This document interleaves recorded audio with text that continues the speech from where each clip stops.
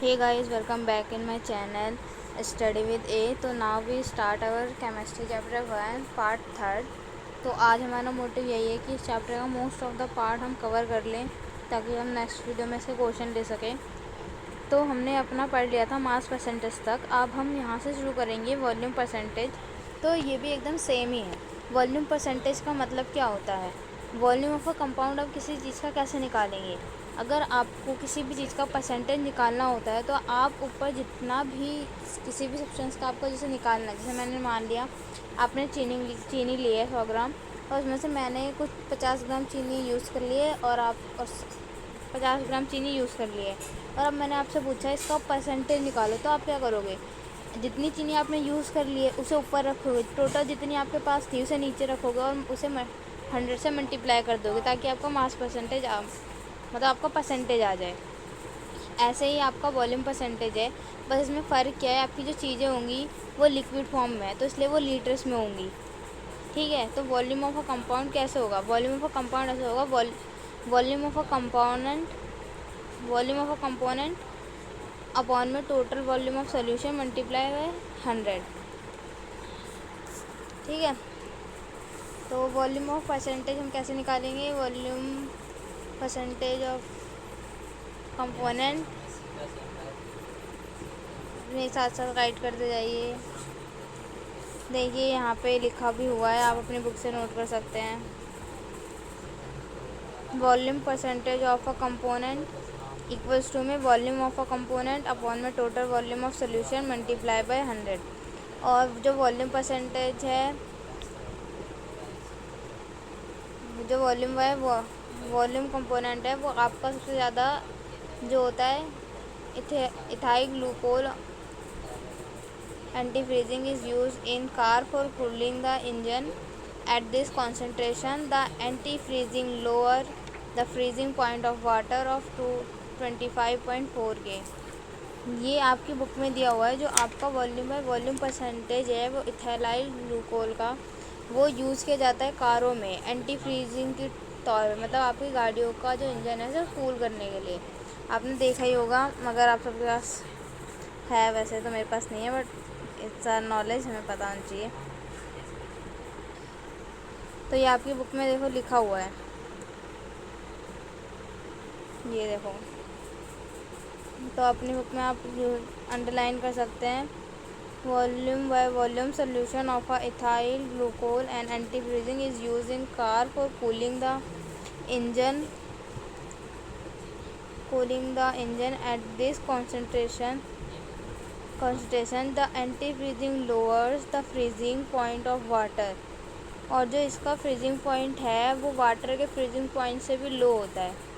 इसका जो freezing point है वो 255.4 के होता है, मतलब -17 डिग्री सेल्सियस, 17.6 डिग्री सेल्सियस, वही माइनस में। और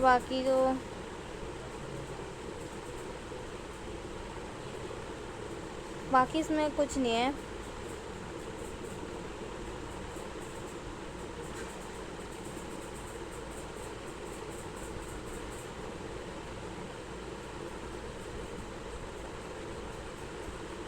और देखो इसमें बस एक चीज़ और ये दे रखी है कि अगर जैसे आपका ये जो आपका फोर्थ पॉइंट है, parts per million when a solute is present in trace quantity, it is converted to express concentration in parts per million, ppm, जिसको हम डिनोट करते हैं, and it define as parts per million. Number of parts of the component upon में total number of parts of all component of the solution multiply by 10⁻⁶। इसको देखो इसका कुछ ज़्यादा वो नहीं है, बट इसका मतलब है जहाँ पे भी आपका ppm होता है, ppm आपको जैसे दिख जाए, उसका मतलब होता है आपको नंबर ऑफ पार्ट्स रखने हैं। मतलब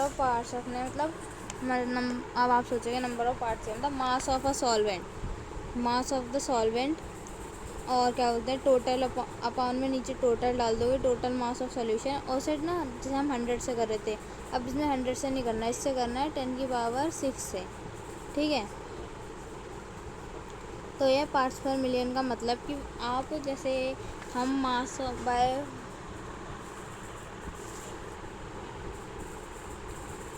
ओहो थोड़ा सॉरी मैंने वॉल्यूम बाय वॉल्यूम के साथ के बाद पार्ट पर मिलियन वाला वो समझा दिया। देखो हमने वॉल्यूम बाय वॉल्यूम कर लिया, वॉल्यूम आपको समझ आ गया। उसके बाद हम चलते हैं तो अपने थर्ड पार्ट पे, मास बाय वॉल्यूम परसेंटेज। तो मास बाय वॉल्यूम परसेंटेज को हम एम बाय वी भी बोल सकते हैं, और क्या बोलते हैं डब्ल्यू बाय वी भी बोल सकते हैं। दोनों का मतलब सेम ही है, ठीक है। और मास बाय वॉल्यूम क्या होता है? मास ऑफ कंपोनेंट का मतलब सॉल्यूट है, इन सॉल्यूशन अपॉन में total volume of solute multiply by 100। और जो आपका टोटल वॉल्यूम ऑफ सॉल्यूशन है वो ml में ही होना चाहिए, ml में, ठीक है। और इसके लिए एक नोट पॉइंट भी लिख लीजिए, it is the use of calculation of trace quantity of solute. Trace quantity को मेजर करने के लिए, कैलकुलेट करने के लिए हम इसका यूज़ करते हैं, वो भी सॉल्यूट की। और उसके बाद हम अपने फोर्थ पे आ जाते हैं।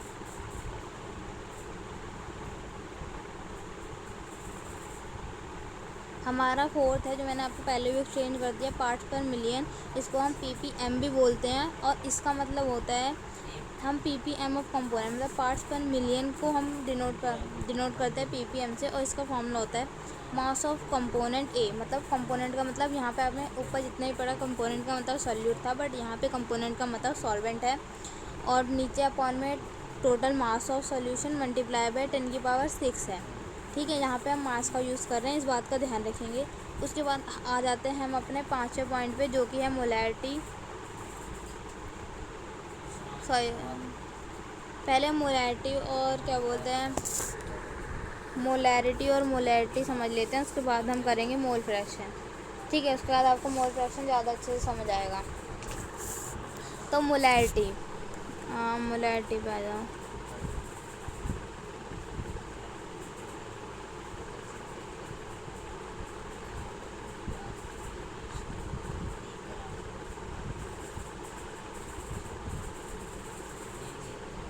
तो हम आ गए अपने मोलैरिटी पे।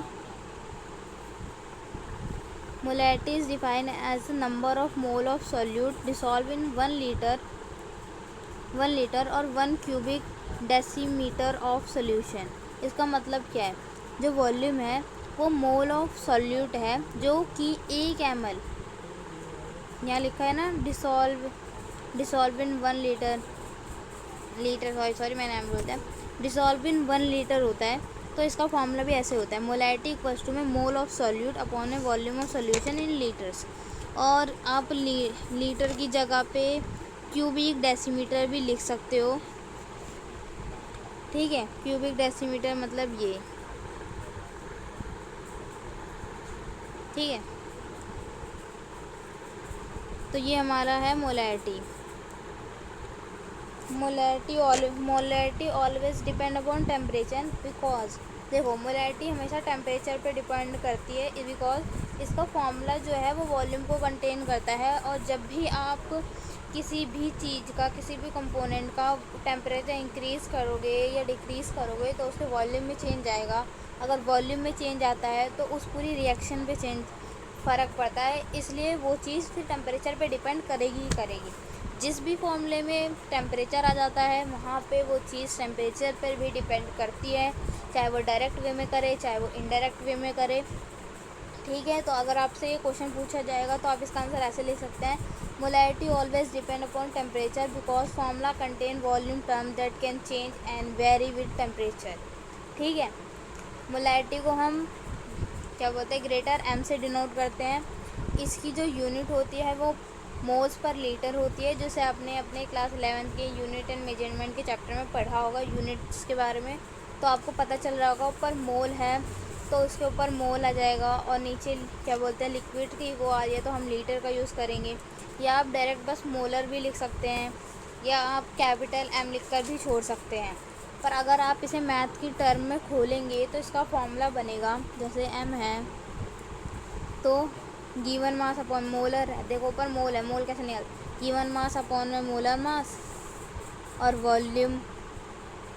वॉल्यूम ऑफ सॉल्यूशन लीटर में, ठीक है। अगर आप इसे खोलोगे तो ऐसा कुछ बनेगा, इसे भी नोट कर लीजिएगा, इसका यूज़ ज़्यादा होगा क्वेश्चन में। डायरेक्ट इस फॉर्मूले को यूज़ करने की बजाय। और अब हम आ जाते हैं अपने मोलैरिटी पे। क्वेश्चन अभी हम साथ में थोड़ा देखेंगे, पहले हम कॉन्सेंट्रेशन टर्म को पूरा ख़त्म कर लेते हैं। अब आ जाते हैं molarity. Molarity is define as the number of mole of solute per KG. अब देखो वहाँ लिक्विड का खेल था, यहाँ पे केजी का खेल है, मतलब मास का खेल है, मास ऑफ सॉल्वेंट। अब देखो वहाँ पे सोल्यूशन की बात हो रही थी, यहाँ पे सॉल्वेंट की बात हो रही है, मतलब ए की बात हो रही है। एन एक्सप्रेस देखो, अब मोलैरिटी जो है वो एक्सप्रेस करी जा रही थी मोल ऑफ सॉल्यूट अपॉन में volume of solution in litre. वो जो मोलैरिटी है वो स्मॉल m से डिनोट करी जाती है। और आप इसमें कंफ्यूज मत होना, आप इसे ऐसे भी सिम्बलाइज कर सकते हो कि जिसमें r आता है वो कैपिटल M से डिनोट होता है, जिसमें r नहीं होता वो स्मॉल m से डिनोट होता है, और वो kg, उसके अंदर kg पे बात हो रही होती है। तो जो मोलैरिटी है वो स्मॉल m से डिनोट करी जाती है, और वो मोल of solute upon mass of solvent in kg होता है। तो जो मोलैरिटी है is defined as the number of mole of solute per kg of the solvent, and it expresses mole of solute upon में mass of solvent in kg। And जो मास होता है और जो क्या बोलते हैं मोलैरिटी होती है वो टेम्परेचर पे डिपेंड नहीं करती। जैसे मैंने बताया, अगर उसके फॉर्मूले में किसी भी लिक्विड चीज़ को इंक्लूड किया गया है, उसमें किसी लिक्विड चीज़ की बात आ रही है, उसमें ml आ रहा है, क्यूबिक ml आ रहा है या लीटर आ रहा है, तो वो उस टेम्परेचर पे डिपेंड कर सकती है, बिकॉज जो लिक्विड है वो वेरी करता है टेम्परेचर के साथ। बट इसके अंदर केजी की बात है, मास कभी भी टेम्परेचर बढ़ाने या घटाने से फ़र्क नहीं पड़ता। जैसे आपके बॉडी का मास है, अभी गर्मी ज़्यादा हो रही है तो आपका बॉडी मास कम नहीं हो रहा होगा, या ठंडा जाएगी तो आपका बॉडी मास बढ़ नहीं जाएगा, वो उतना का उतना रहेगा, स्टेबल रहेगा। वो तभी बढ़ेगा घटेगा जब आप खाएंगे पिएंगे, उस पर डिपेंड करता है वो। तो ऐसे ही मोलैरिटी है वो टेम्परेचर पे डिपेंड नहीं करेगी। और अगर आप इसका फॉर्मूला खोलेंगे तो इसका फॉर्मूला देखिए, इसका फॉर्मूला है number of mole of solute, तो WB/WM तो सेम ही रहेगा। अब यहाँ पे लीटर की बात ना करके केजी की बात करी गई है, लीटर की बात ना करके केजी की बात करी गई है, तो वेट ऑफ सॉल्वेंट वो भी केजी में, ठीक है। इसकी यूनिट होती है मोल पर केजी, या मोलर भी बोल सकते हैं, या स्मॉल m से भी आप डिनोट कर सकते हैं, ठीक है।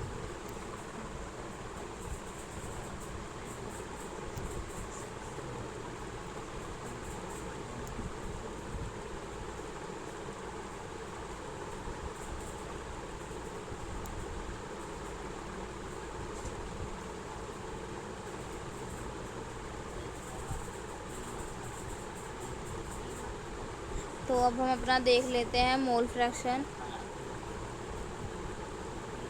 तो देखो मोल फ्रैक्शन जो है, मोल फ्रैक्शन क्या होता है, commonly use symbol for mole fraction is x, ठीक है। जो कॉमनली हम यूज़ करते हैं मोल फ्रैक्शन को डिनोट करने के लिए वो x की तरह बना हुआ सिंबल होता है, एंड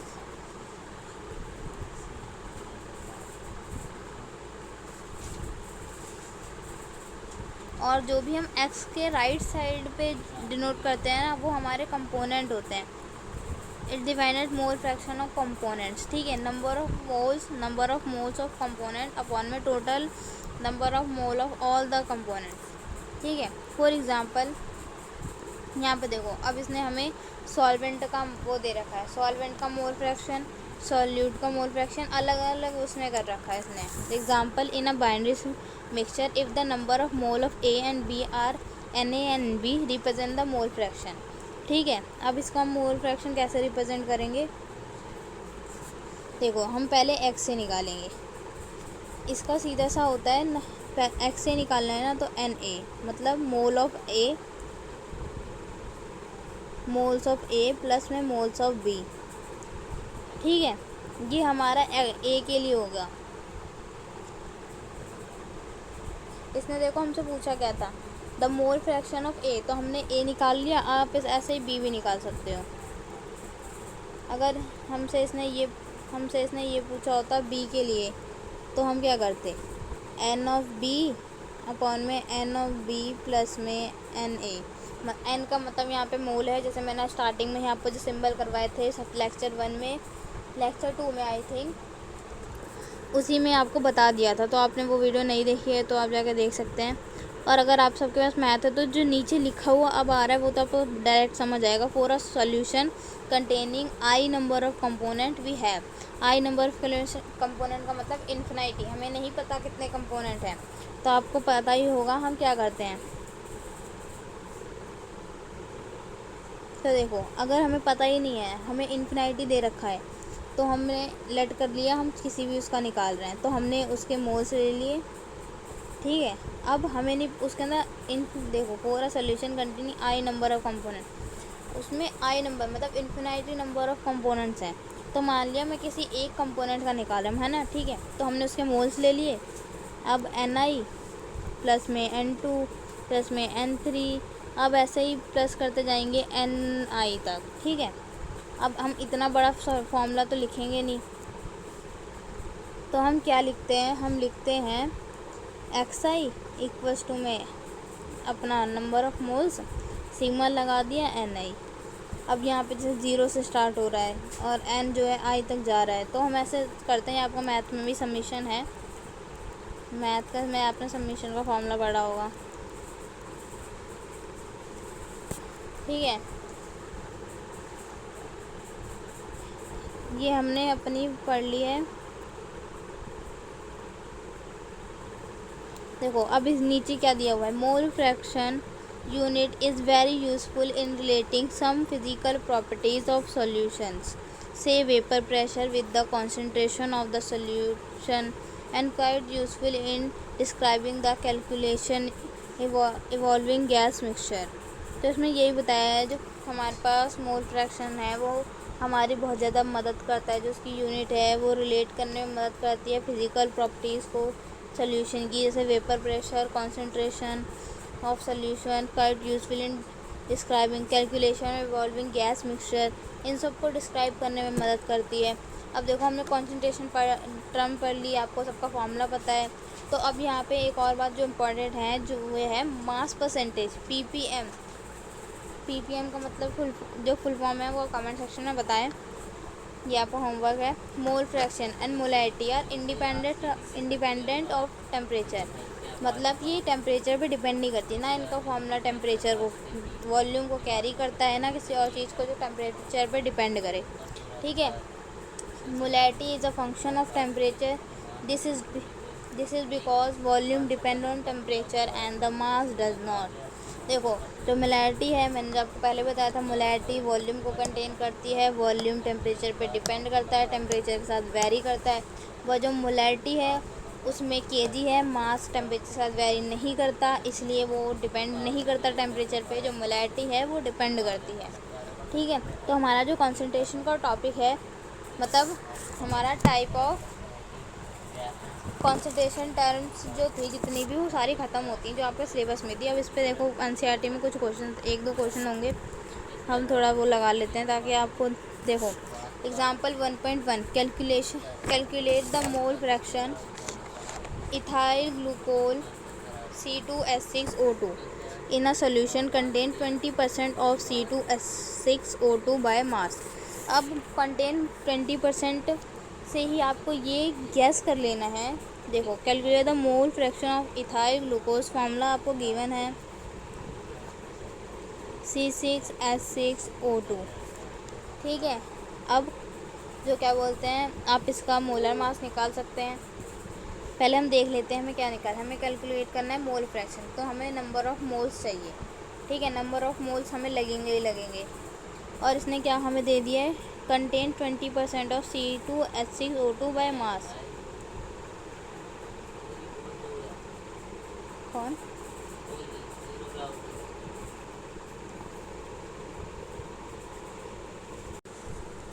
तो देखो इसने बोला है बाय मास, इसने देखो हमें दे दिया, हमें इसने सॉल्यूट दे रखा है, सॉल्वेंट हमारा वाटर है, ये आपको अज्यूम कर लेना है। अगर आपको दे दिया कंटेन 20%, मतलब इसने बता दिया किसी लिक्विड में 20% C2H6O2 बाय मास इन्वॉल्व है, मतलब डिसॉल्व है। तो हमारा ए जो है वो वाटर हो गया,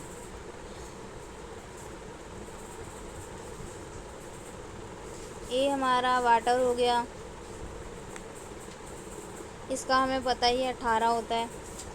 बी हमारा C2H6O2 है, 20% ऑफ मास C2H2। तो हमें इससे हमें क्या पता चलता है, देखो इससे हमें ये पता चलता है जो 20% मतलब 20 ग्राम हमारा सॉल्यूट है। हम अगर हम हमारा जो सोल्यूशन, अरे देखो यार तुम सब तो यार ऐसी बात करते हो जैसे तुम्हें पता ही नहीं है कुछ। हमें क्वेश्चन दे दिया है, calculate the mole fraction of ethyl glucose C2H6O2 in a solution contain 20% of C2H6O2 by mass.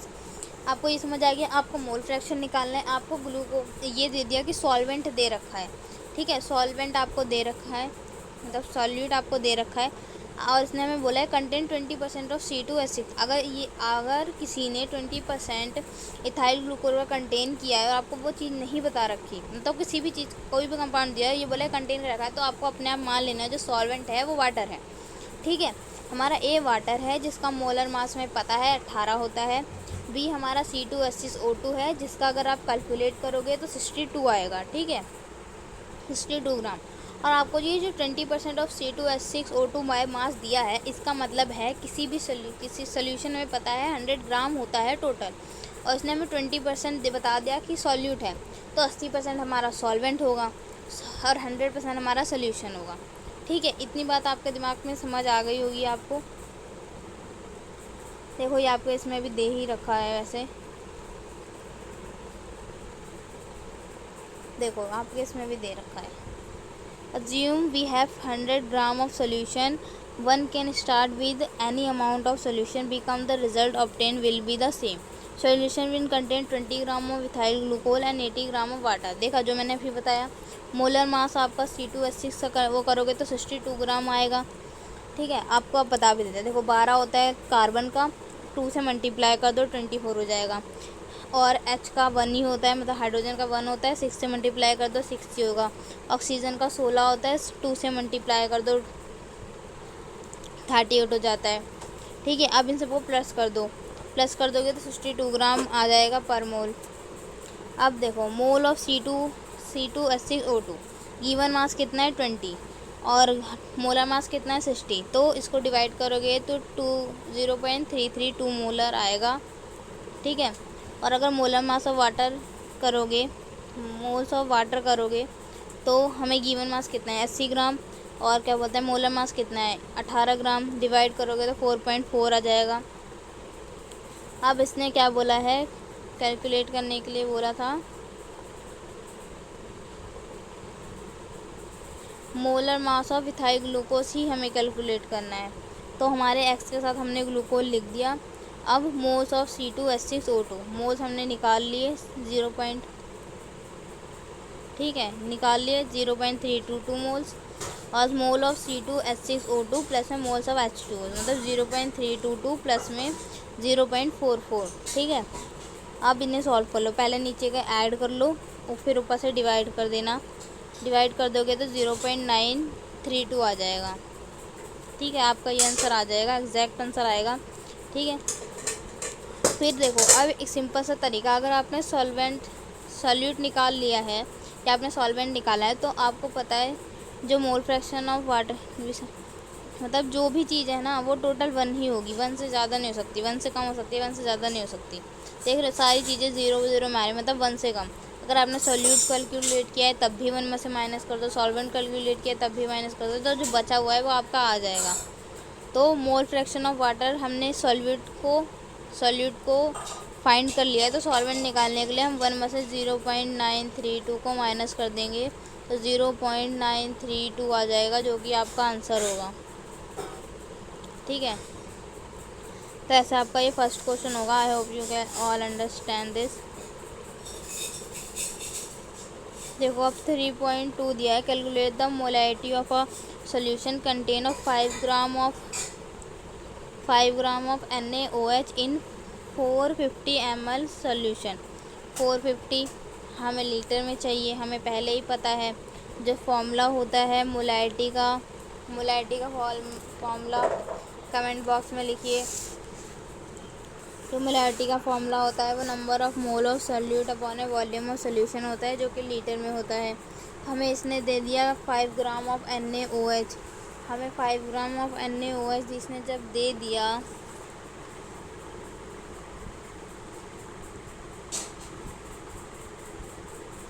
Five gram of NaHO दे दिया, तो देखो मैंने अभी आपको कुछ चीज़ अभी बताई थी। मोलैरिटी निकालनी है, सोल्यूशन में 5 ग्राम NaOH दे दिया, तो मतलब A जो है हमारा फिर से वाटर है, ठीक है। B हमारा NaOH है। इतना क्लियर हो गया। उसके बाद 5 ग्राम ऑफ NaOH का मतलब क्या है, A हमारा 95 ग्राम होगा, क्योंकि 100 में से 5 को माइनस कर दो, ठीक है। और क्या बोलते हैं, जो B हमारा है वो 5 ग्राम होगा, S हमारा जो है वो 100 ग्राम होगा। अब मोल ऑफ B मतलब सॉल्यूट, वो मोल ऑफ सॉल्यूट क्या है, NaOH, ठीक है। मोल ऑफ सॉल्यूट निकालोगे आप तो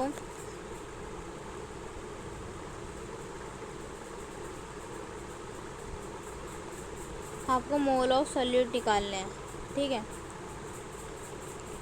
मोल ऑफ सॉल्यूट, और आपका सॉल्यूट क्या है, NaOH। तो NaOH का तो आपको याद ही होता है 40 होता है, ठीक है। NaOH का 40 ही होता है, ये याद कर लो, मैक्सिमम टाइम यूज़ में होगा। तो मोलर निकालने के लिए क्या होता है, मोल ऑफ सॉल्यूट का हो गया 5 गिवन मास अपॉन है मोलर मास 40, मल्टीप्लाई कर देंगे। वॉल्यूम ऑफ सोल्यूशन कितनी है,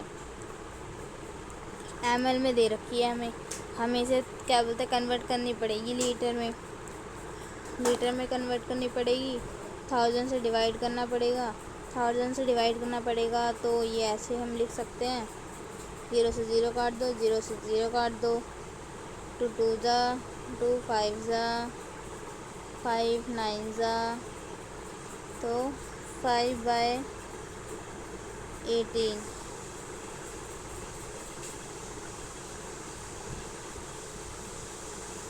तो क्या आ गया 5/18। देखो ना, ये 5 बचा है, 2 मल्टीप्लाई बाय 9, 5/18, डिवाइड कर दो इसे 18 से करोगे तो 0.27 मोल पर लीटर, ठीक है। आई hope you will understand this.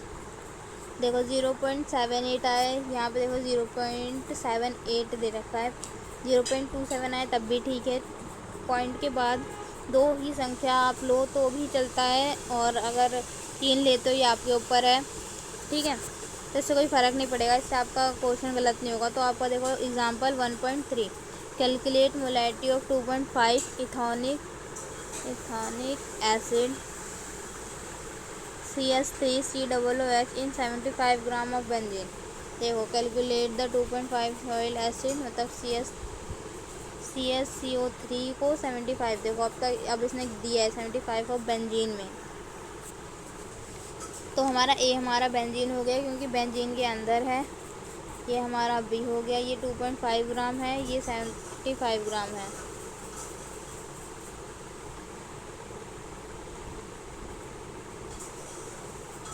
हमें मोलैरिटी निकालनी है, मतलब केजी का खेल होगा, मतलब मास का खेल होगा। मास ऑफ C2H4O2O, तो हमें क्या पता है, कार्बन का 12 होता है, मल्टीप्लाई 2 24, हाइड्रोजन का 4, ऑक्सीजन का करेंगे तो 16 होता है, 16 को 2 से डिवाइड कर दो तो 32 हो गया। अब इन्हें प्लस को दो तो 60 हो जाएगा। देख लेते हैं 60 आ रहा है या नहीं। 28 प्लस में 32, 9 10 5 6 60 ही तो आ रहा है बच्चों। मास ऑफ CH2C देखो 60 आ गया। अब इसका हमें मोल्स निकालना है, तो 2.5 हमें गिवन है, डिवाइड बाय मोलर मास, तो आपका आ जाएगा 0.0417, ठीक है। मास ऑफ बेंजीन निकालोगे तो 75 ग्राम आपको गिवन है, और वो सॉल्वेंट है, तो आप सॉल्वेंट है, ठीक है, सॉल्वेंट दिया हुआ है, और आपको पता है जो इसका फॉर्मूला है वो क्या होता है, mole of solute upon a mole of solvent multiply by multiply हटाओ डिवाइड में, ठीक है। तो आपको इसे केजी में कन्वर्ट करना पड़ेगा। केजी में कन्वर्ट करने के लिए 1000 से डिवाइड कर दो। तो आप या तो पॉइंट में भी ले सकते हो, या आप सिंप्लीफाई करने के लिए 7.75 मल्टीप्लाई में 10⁻³ kg भी ले सकते हो। मोलैरिटी ऑफ C2H4O2 के निकालने के लिए मोल ऑफ C2H4O2 मतलब सॉल्यूट केजी ऑफ बेंजीन लिख दिया यहाँ पे, मतलब मोल्स ऑफ सॉल्वेंट, ठीक है, इन केजी। तो देखो 0.0415 जो हमने यहाँ निकाला था पुट कर दिया। अब यहाँ पे 75 मल्टीप्लाई में 1000, देखो यहाँ पे 0.3 लिया था, उसे खोल लिया। इसे सॉल्व करोगे तो आपका ये एग्जैक्ट आंसर आ जाएगा। यूनिट लगाना मत भूलना। तो यहाँ पे आपका जो कंसंट्रेशन टर्म वाला पार्ट होता है वो ख़त्म हुआ। ऐसे एग्जाम्पल भी हमने ले लिए हैं। अब ये जो इंडेक्स क्वेश्चन है ये आपको खुद ट्राई करने हैं। सारे के सारे सिमिलर हैं, सारे सिमिलर। देखो पहले में क्या कहेगा, calculate the mass percentage calculate करना है बेंजीन का एंड कार्बन टेट्राक्लोराइड का। If 22 gram of benzene 22 gram of benzene dissolve 122 gram of carbon tetra में ए भी आपको पता चल ही गया होगा, डिसॉल्व इन। तो हमारा जो टेट्रा है कार्बन ये ए है, जो बेंजीन है वो बी है, ठीक है। फर्स्ट क्वेश्चन में आपको पता चल गया।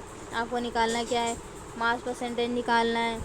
बेंजीन आपको बता ही रखा है सॉल्यूट है, और क्या बोलते हैं जो कार्बन टेट्राक्लोराइड है वो सॉल्वेंट है। इनका मास आपको गिवन है, बस कैलकुलेट करना है।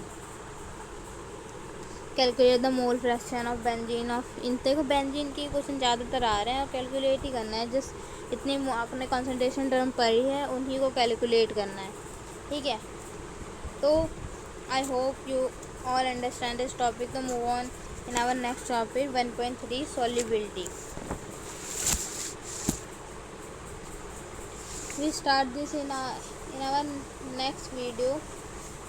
For this, stay tuned, like, share and subscribe.